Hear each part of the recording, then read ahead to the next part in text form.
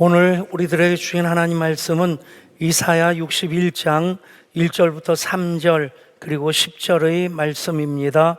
기록된 하나님 말씀을 제가 받들어 읽습니다. 주 여호와의 영이 내게 내리셨으니 이는 여호와께서 내게 기름을 부으사 가난한 자에게 아름다운 소식을 전하게 하려 하심이라.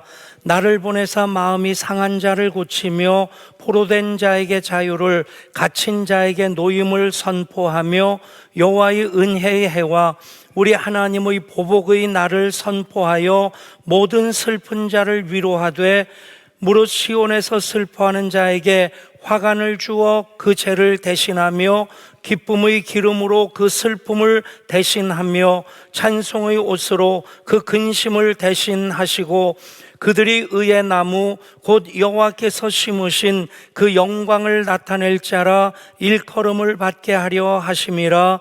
10절입니다.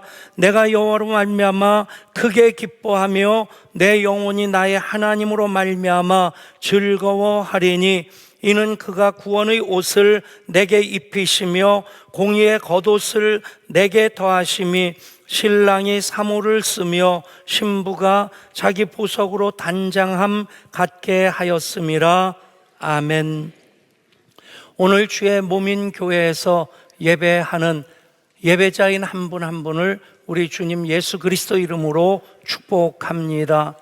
더하여 오늘 온 성도 주일을 맞이하여 다시 예배의 자리로 나오신 한 분 한 분 다시 한번 우리 주님 예수 그리스도 이름으로 뜨겁게 환영하며 축복합니다.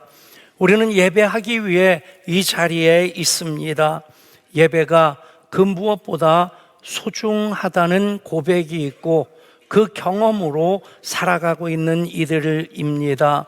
그래서 예배하며 시간을 드리고 마음을 드리고 물질을 드립니다.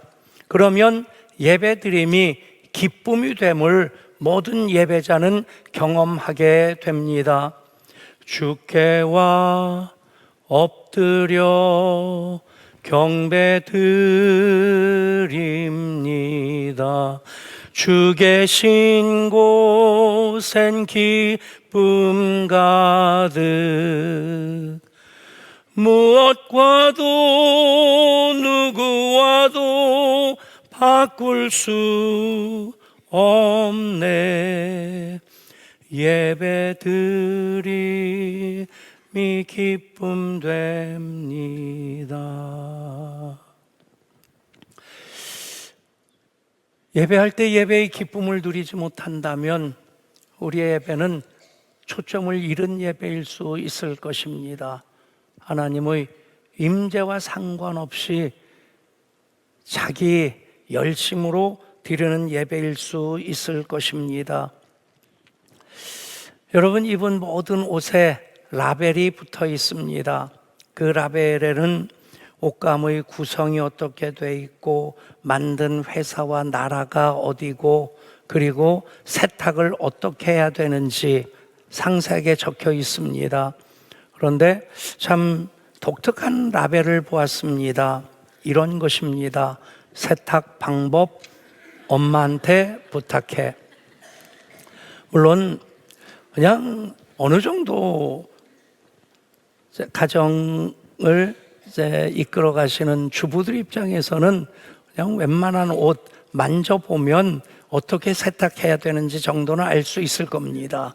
그런데 자칫 그냥 만져보는 그런 직감으로 세탁기에 집어넣었다가 옷이 쪼그라들어 가지고 갑자기 그 귀한 옷인데 팔이 이쪽까지 치켜 올라가고 그래서 입지 못하게 되는 낭패를 경험해 보신 분도 있을 것입니다. 더더군다나 세상살이 경험이 없는 아이들이라고 한다면 제일 신박한 방법, 엄마한테 부탁하는 것입니다. 어쩌면 이 세상 사는 우리들 예배가 그런 용도이지 않겠나 싶습니다. 우리 살아가는 이 세상 험합니다. 그리고 나는 참 약합니다. 더더군다나 예수 믿는 사람들 세상 사람처럼 영악하지도 못합니다. 그리고 다른 사람들은 거짓말을 밥 먹듯 하고 속이기 위해서 아예 그 궁리로 꽉 차고 그냥 그렇게 남 등쳐먹고 살면서 오직 돈만 버는 것에 몰두한 그런 사람들도 적지 않은데, 예수 믿는 우리들은 거짓말 한 번 한 것 때문에 후회도 막 급하고, 그리고 다른 사람 힘들게 한 것 때문에 밤잠 제대로 못 자고 지낼 때도 있습니다. 세상 사는데 참 특화되지 않은 사람들이 예수 믿는 사람이겠다 싶습니다. 그런데 그렇게 이 세상 험하고 나비록 약한데 예배하면 우리 경험하는 건 무엇입니까? 주 예수 힘주사 굳세게 하심을 경험하게 됩니다.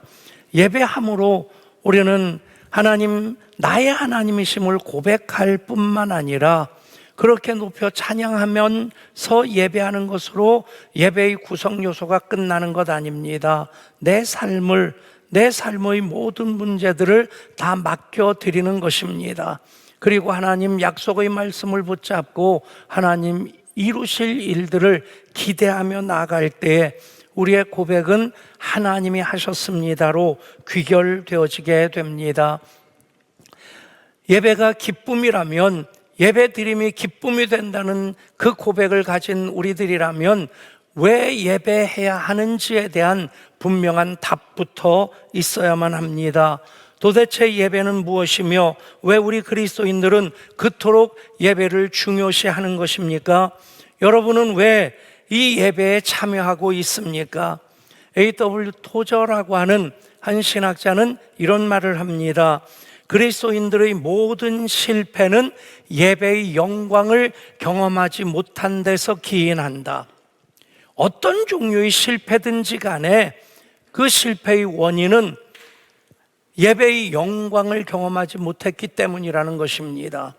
저는 100% 동의합니다. 뒤집어 보면 예배에 성공하면, 예배를 통해 예배의 영광을 경험하면 우리는 이 세상 험하고 나비록 약하다는 핑계로만 사는 것 아니고 하나님 주시는 능력으로 어떤 문제와도 맞닥뜨릴 용기를 갖게 되고 맞서게 되면 하나님 이길 힘도 주시고 피할 길도 내셔서 그 모든 과정 통해 하나님이 하셨습니다 고백을 하게 하십니다. 그렇습니다. 예배는 영광입니다. 예배는 임재입니다. 예배는 능력입니다. 예배는 헌신입니다. 예배는 공급입니다. 예배는 해답입니다. 그렇게 예배하면 감격스러워집니다. 오래전에 예배에 대해 설교를 하면서 예배는 무엇입니다 라고 하는 그 괄호를 만들어 놓고 그 괄호를 채우는 답으로 예배는 쉼표입니다. 예배는 숨표입니다. 예배는 물음표입니다. 예배는 느낌표입니다. 그렇게 설교를 한 적이 있었습니다. 그렇습니다. 예배를 드리면서 우리는 주님 품 안에서 참된 안식을 누리게 됩니다. 예배하면서 생명으로 호흡하게 됩니다. 예배하면서 삶의 모든 문제에 대한 답을 찾게 되고요. 그러면 아하 하고 하나님 행하신 모든 일들에 감탄할 수 있게 됩니다. 오늘도 이 예배를 통해서 쉼표, 숨표, 물음표, 느낌표를 여러분들이 경험하실 수 있기를 원합니다. 왜 예배해야 됩니까? 첫 번째, 예배는 하나님의 임재의 경험이기 때문입니다. 두 번째, 예배는 하나님 앞에 엎드리는 것입니다. 세 번째, 예배하면 하나님의 품성, 성품을 담게 됩니다. 예배 드리면서 우리가 가장 소원하는 것, 하나님을 만나는 것입니다. 하나님을 만나지 않는 예배라고 한다면 공허할 수밖에 없습니다. 그것을 성경은 하나님의 영광이라고도 하고 하나님의 임재라고도 합니다. 요한계시록 4장부터 7장까지 보면 사도 요한이 반모섬에 유배되어 있음에도 예배하면서 천상 예배의 커튼을 천사가 열어 제낄 때에 그 천상 예배의 영광을 보게 되고 그 앞에 무릎을 꿇습니다. 그러면서 그 예배의 영광, 예배의 임재, 한 신학자는 마치 어린아이가 엄마 품에 안겨 젖꼭지를 물고 그렇게 만족해하는 것이 하나님의 예배의 임재와 같다. 여러분, 아이가 가장 행복할 때, 아이가 가장 편안할 때, 평안을 누릴 때 언제입니까? 엄마 품에 안겨 있을 때 평안하고 엄마의 숨소리를 듣고 그 심장 박동을 느낄 때 아이는 그 안전함을 누리게 됩니다. 더더군다나 엄마의 젖을 통해서 그 양식을 공급받을 때 얼마나 흡족해 하겠습니까? 여러분, 오늘 예배하면서 하나님 품 안에 거하는 여러분 한 분 한 분 하나님의 심장 소리를 듣고 그 품의 따스함을 느끼고 그리고 공급하여 주시는 그 생명의 양식으로 가득가득 채우실 수 있기를 원합니다. 그렇게 하나님 임재를 경험하는 것이 예배라고 한다면 예배할 때 우리는 하나님 앞에 엎드려야만 합니다. 예배를 영어로 worship이라고 얘기하는데 그것은 이제 가치라는 말에서 나온 것입니다. worth. 그러니까 정말 우리가 가장 가치 있는 일이 무엇이냐? 하나님께 예배하는 것이다. 요한계시록 4장 11절 말씀입니다. 우리 주 하나님이여 영광과 존귀와 능력을 받으시는 것이 합당하오니 주께서 만물을 지으신지라 만물이 주의 뜻대로 있었고 또 지으심을 받았나이다. 아멘. 주 하나님이여 영광과 존귀와 능력을 받으시는 것이 합당하오니, 이 합당하오니 하는 것이 월시입니다. 정말 하나님은 창조주이시고 하나님은 섭리자이시기에 그분은 예배 받으시기에 합당하신 분이시고, 그래서 그분 앞에 그 가치를 인정하고 무릎 꿇는 것이 예배가 되는 것입니다. 한동대 총장을 지내셨고 지금 천국에 계시는 김영길 박사님, 그분이 미국 미국 나사에서 일하실 때는 금속공학자로 미국 100대 과학자에 속한 분이었습니다. 그분이 부인은 열심히 예수를 믿는데 남편의 신앙을 위해 그토록 기도하는데 믿어지지가 않더라는 거예요. 제일 딱 가로막고 있는 것이 어떻게 물이 포도주가 되냐. 물의 화학 방정식하고 포도주의 방정식이 화학 방정식이 다른데 물은 물이고 포도주는 포도주지 어떻게 물이 포도주가 되냐. 그런데 어느 순간에 딱 훅 하고 마음으로 들어오는 것이 예수님이시니까 물로 포도주를 만드시겠지. 그분의 고백이 부인의 기도가 꽉 찼을 때 그 생각이 훅 치고 들어오더라는 겁니다. 그리고 예수 믿게 되면서 과학과 신앙, 교육과 신앙의 그 연계 작업을 그분이 참 잘해 주셨다 싶습니다. 칼 바르트라고 하는 유명한 신학자도 이런 얘기를 합니다. 과학과 예배는 동일하게 창조에 대한 놀라움으로 출발한다. 과학과 예배는 동일하게 창조에 대한 놀라움으로부터 출발한다. 제가 목사니까 성경도 읽고 신앙서적들도 읽으려고 애를 씁니다. 그런데 그 부분은 요즘 죄송합니다. 그냥 나이도 들고 목사 오래 하다 보니까 신학서적 새로 나왔다고 해가지고 사서 읽어보면 별로 새로운 게 없어요. 해 아래 새로운 것이 없다 하는 그런 말씀이 실감이 되는데, 그런데 일반 인문 과학서적 읽으면 참 재밌습니다. 의학서적도 전문서적은 아니지만 인문서적이라든지 응급실에서 있었던 일들을 응급실 의사가 쓴 책이라든지 전체 과학자가 쓴 책이라든지 그런 책들 참 재밌게 읽습니다. 그냥 참고로 제가 학교 다닐 때 지구과학이라든지 뭐 물리학이라든지 그런 거는 거의 만점이었습니다. 알아달라고 하는 얘기인데 여러분들 표정은 전혀 뭐 이렇게 반응이 없습니다.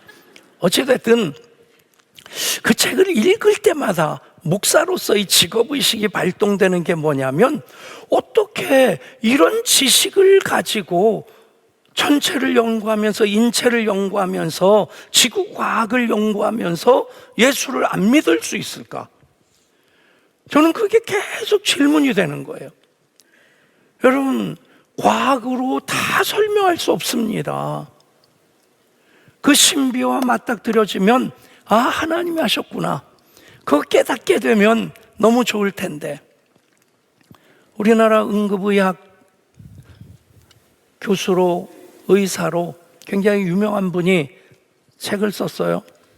읽으면서 이 신체 구조 하나하나, 그분이 응급실에서 환자들 치료하면서 뭐 간이라든가 심장이라든가 그런 것들에 대한 설명도 다 이어가는데 참 재밌게 읽다가 소름이 쫙 끼치는 순간이 있었어요. 20대의 여성이 응급실로 실려왔는데 이미 심장 박동은 멎었고 그냥 얼굴 색깔만 봐도 이미 피가 온몸에서 다 빠져나간, 피부 색깔은 그렇고 배는 불룩하니까 뇌출혈로 배에 피가 가득한 상태. 원인을 찾아야지 수술을 할 수 있을 텐데 어디를 봐도 피가 왜 흘리게 되었는지 흔적이 없더라는 거예요. 혹시 하고 가슴을 보는데 갈비뼈 옆으로 작은 자상이, 칼로 찔린 자국이 있는데 미루어 짐작컨대는 스스로 목숨을 끊으려고 칼을 찔렀는데 갈비뼈 사이를 뚫고 지나가서 심장을 관통하고, 그래서 심장의 피가 다 뱃속에 꽉 차 있는 상태입니다. 그 순간 그 의사는 배를, 복부를 절개하고 그곳으로 손을 집어넣어서 심장을 주무르면서 수술실로 달려갑니다. 그것을 읽는 순간 소름이 쫙 끼치는 거예요. 그러면서 저절로 회개가 되는 것이, 의사는 한 사람, 죽어가는 사람을 살리기 위해서, 여러분 이게 사람이 상식적으로 생각한다면 할 수 있는 일입니까? 배를 절개를 하고 그 속으로 손을 집어넣으면 그 속에 피가 꽉 차 있습니다. 이미 멎은 심장을 손으로 주물르면서, 그러면서 수술실로 달려가는 의사는 한 생명 살리기 위해서 이렇게 최선을 다하는데, 목사인 나는 한 영혼 살리기 위해 얼마나 최선을 다하고 있나?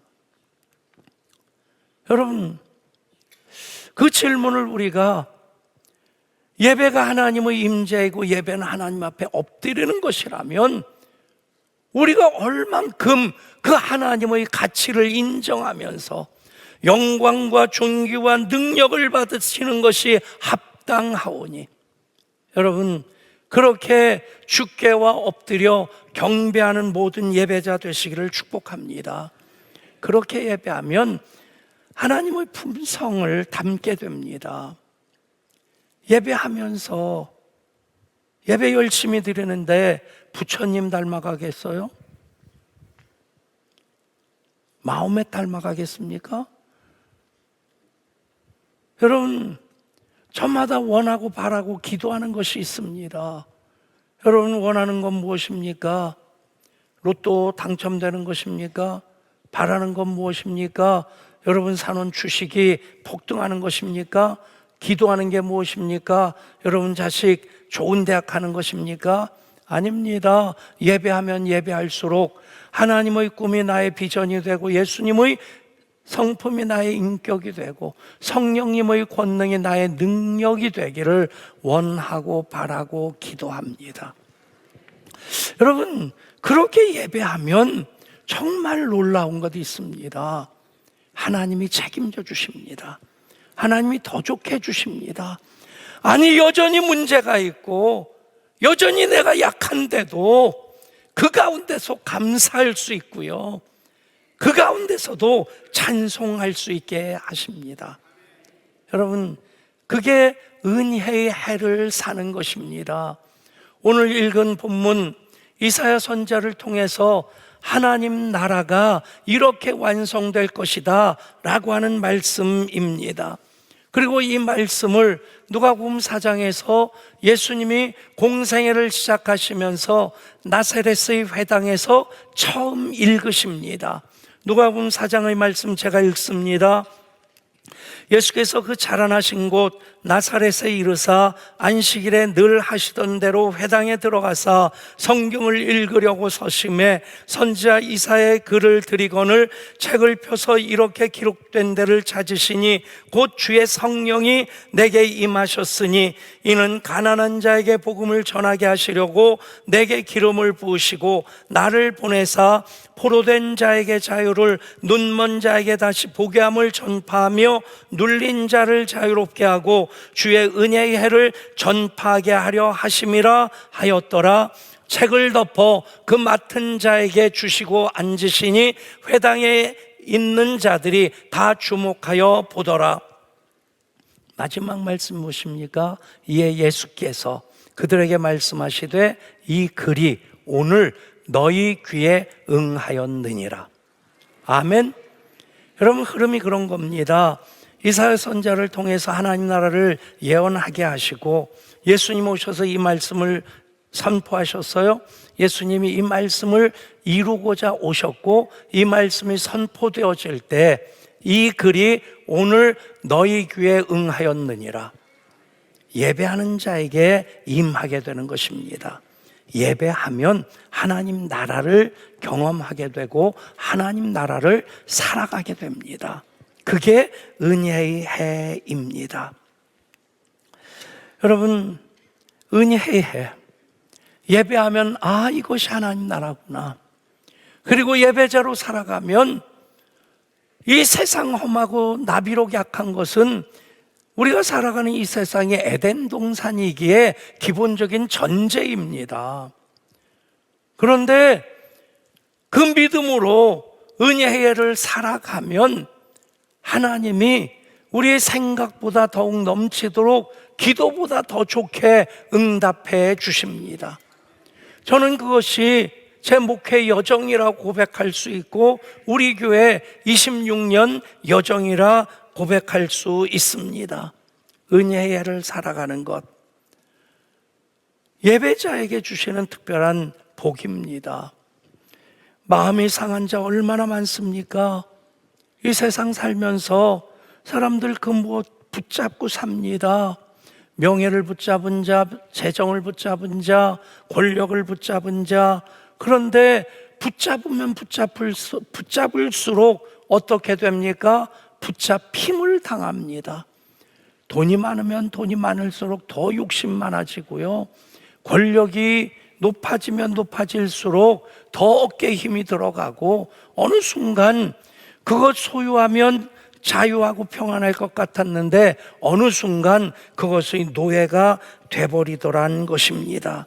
그런데 포로된 자에게 자유를 눈먼 자에게 다시 보게 함을 눌린 자를 자유하게 하시는 그 은혜의 해를 예배를 통해 경험하게 되면 우리는 묶이지 아니하고 살아가게 됩니다.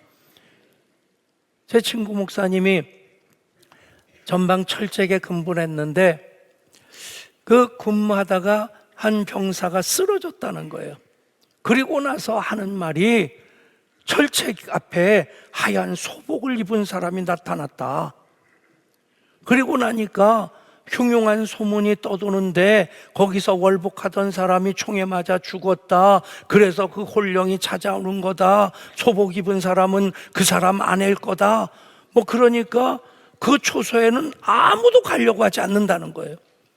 중대장이 박일병을 찾아왔답니다. 박일병, 자네가 거기 가야 되겠네. 그리고 하는 말이 자네 예수 잘 믿는 사람이니까. 여러분, 예수 잘 믿는 사람도 두려움이 있습니다. 하얀 소복 입은 사람 보고 기절했다는데 거긴 누가 가고 싶겠어요? 그런데 예수 잘 믿는 자네가 가야 되겠네. 그래서 그 말 때문에 어쩔 수 없이 갔다는 거예요. 겁이 나더래요. 밤새 찬송 불렀대요. 기절하지 않고 살아온 겁니다. 그 다음날 가서 찬송 부르면서 버텼고, 일주일을 그래 버티니까 다른 사람들이, 멘붕한 사람들이 정말 하나님 살아계시다, 너 진짜 예수 믿는 사람이다, 그런 말들을 하더라는 거예요. 그럼 우리 예배합시다. 그래서 저녁마다 내문반에서 예배를 드렸다는 거예요. 여러분, 우리 살아가는 세상 이런저런 이유로 우리를 대적하는 세력도 있고요, 우리를 두렵게 하는 것도 있고요. 그런데 우리는 묶이지 아니합니다. 예배하며 살아가면 그것 딛고 일어설 수 있게 됩니다. 이지선 자매 다 아실 겁니다.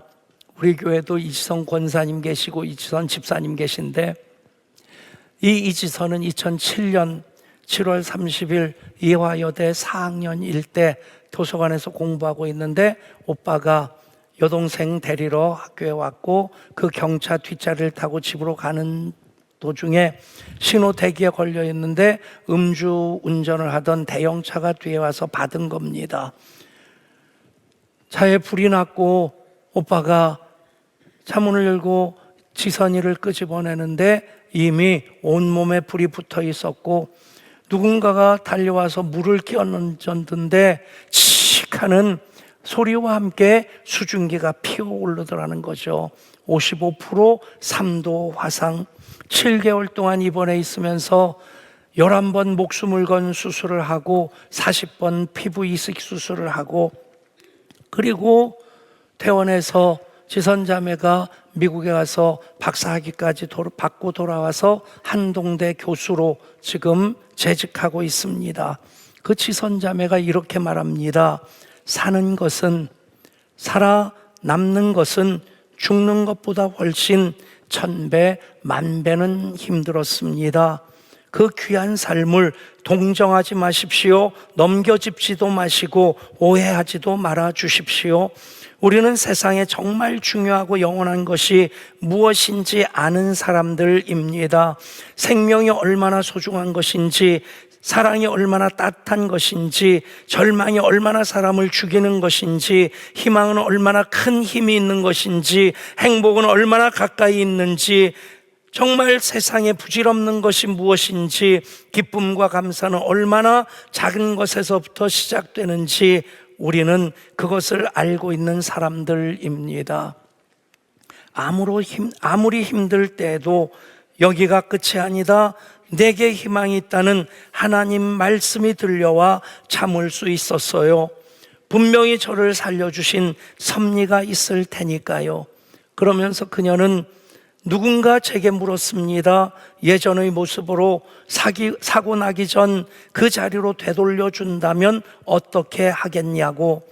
바보 같다고 할지 모르겠지만 제 대답은 되돌아가고 싶지 않다입니다. 또 누군가는 진짜냐고 진심이냐고 묻겠지만 저는 지금 이 모습이라도 행복하고 기쁩니다. 지금 이 모습의 저도 지선이고 예전의 지선이도 저니까요. 거울 속의 저를 향해 손을 흔들며 말을 건넵니다. 안녕 이지선. 거울 속의 새 지선이도 인사를 합니다. 지선아 사랑해 라고. 이지선 자매 같은 사람이 바로 그리스도 안에서 은혜의 해를 사는 사람입니다. 이지선 자매만이 아니라 예배 드림을 기쁨으로 끌어안는 우리 모두가 은혜의 해를 살고 있고 이어 살아가게 될 것입니다. 명품과 짝퉁 차이를 아시죠? 1급 짝퉁은 전문가도 구분이 힘들답니다. 그런데 비 올 때 표시가 난답니다. 비 올 때 머리에 이고 가면 짝퉁이고 가슴에 안고 가면 명품이랍니다. 여러분, 예배를 도구화하는 것은 예배를 머리에 이고 가려고 하는 것입니다. 예배를 이용하려고 하는 것입니다. 예배를 목적으로 삼는 것은 예배를 끌어안고 사는 것입니다. 그러면 예배드림이 기쁨이 됩니다. 고백할 수 있고, 예배드림으로 우리는 이 세상 험하고 나비로 약하지만 주 예수 힘주사 이기게 하심으로 살아갈 수 있습니다. 이런 얘기가 있습니다. 세상에서 어려운 일이 있다. 첫 번째가 내 생각을 남의 머리에 넣는 일이고, 두 번째가 남의 돈을 내 주머니에 넣는 일이다. 첫 번째 일을 하는 사람을 선생님이라 부른다. 두 번째 일을 하는 사람을 사장님이라 부른다. 그리고 이 어려운 두 가지 일을 한 방에 다 하는 사람을 마누라라고 부른다. 그래서 선생님에게 대드는 것은 배우기 싫은 것이고, 사장님에게 대드는 것은 돈 벌기 싫은 것이고, 마누라에게 대드는 것은 살기 싫다는 것이다. 일리가 있습니다. 더 중요한 것 있습니다. 그런데 어려운 일도 힘든 일도 아닙니다. 하나님을 아버지라 부르고 예수님을 구주로 고백하고 성령님의 인도를 따르는 것입니다. 그러면 예배가 기쁨이 됩니다. 예배의 삶을 기쁨으로 살아갈 수 있게 됩니다. 그렇게 살아가시는, 그렇게 예배하시는, 그렇게 살아가시는 모든 예양의 예배자들 우리 주님 예수 그리스도 이름으로 축복합니다. 하나님, 예배자로 예배할 수 있음에 감사드립니다. 예배하며 그 기쁨 누리게 하시니 감사드립니다. 예배드림이 기쁨됩니다. 그 고백을 하며 예배하는 우리의 예배 받아주시고 예배 가운데 우리 주님 임재하여 주옵소서. 예배의 삶을 살 때 동행하여 주옵소서. 우리 주님 예수 그리스도 이름으로 기도드리옵나이다. 아멘.